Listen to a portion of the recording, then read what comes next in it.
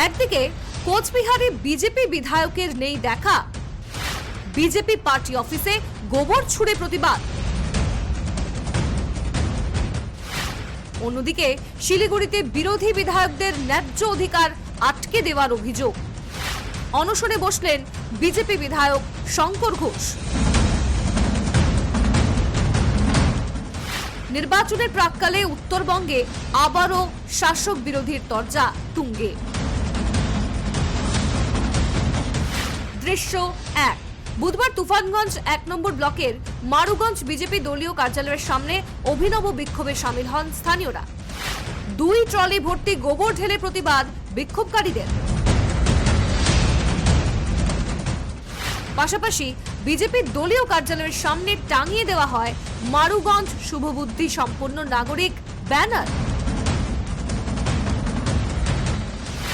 এলাকায় switch off বিধায়ক হিসেবে পরিচিত বিধায়ক মিহির গোস্বামী। আসলে আজকে সকাল 9টার সময় আমরা জানতে পারি যে মারুগঞ্জের কিছু সাধারণ জনগণ এবং মারুগঞ্জের বাসী তারা সবাই এখানে বিক্ষোভ একটা কর্মসূচির অংশ গ্রহণ করেছে।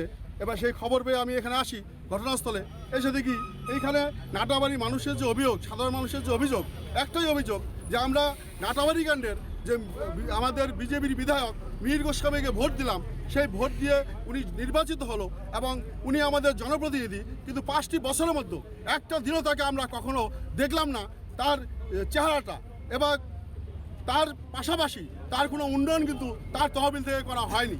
এবার মারুগঞ্জের গ্রামবাসীকে সাড়ে নাটাবাড়ি সহ।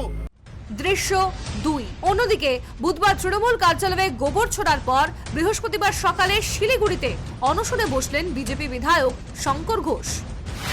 অভিযোগ, বিরোধী দলের বিধায়কদের প্রতি ইচ্ছাকৃত বঞ্চনা শাসকের।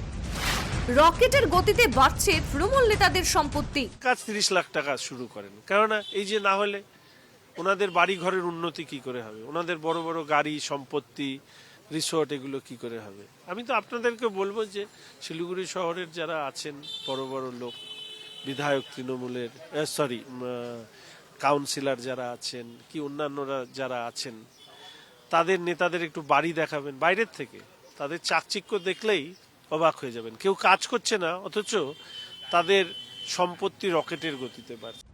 অন্যদিকে আমাদের কেটলিতে জল গরম করার পয়সাটুকুও নেই। এই রাজ্যে প্রশাসনিক সভা হয়, সেখানে বিরোধী দলের বিধায়কদেরকে ডাকা হয় না। হসপিটালগুলোতে সেখানে সদস্য পর্যন্ত করা হয় না। বিভিন্ন ধরনের বোর্ড হয়, সেখানে বিধায়কদেরকে জায়গা দেওয়া হয় না। বিরোধী দলের হেরে যাচ্ছে তাদেরকে নিয়ে এসে বসিয়ে দিচ্ছে, এবং তার পাশাপাশি বিধায়ক উন্নয়ন তহবিল যা দিয়ে কেটলির জলও গরম করা যাবে না সেই টাকা আটকে দেয়। কারণ ওই আমি যেখানেই কাজ শুরু করি ওখানে আবার ওনারা কাজ শুরু করতে চান। অন্যদিকে শিলিগুড়ির মেয়র গৌতম দেবকে অবসর নেওয়ার পরামর্শ দিলেন শঙ্কর ঘোষ। মেয়র গৌতম দেবের অনুগামীরাই তাকে চোর বলে আখ্যা দেওয়ার অভিযোগ শঙ্কর ঘোষের। সিনিয়র পলিটিশিয়ান, অবসর নেওয়ার সন্ন্যাস নেওয়ার সময় হয়ে গেছে, ওগুলো কথায় অত গুরুত্ব। মেয়রের নিজের লোকই বলে চোর।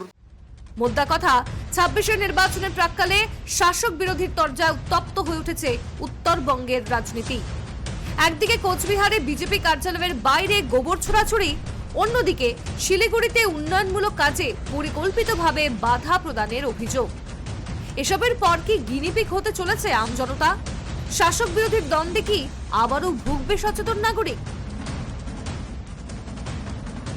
কোচবিহার থেকে প্রবীর কুণ্ডু ও শিলিগুড়ি থেকে জয়দীপ বাগের রিপোর্ট, নিউজ লাইভ বাংলা।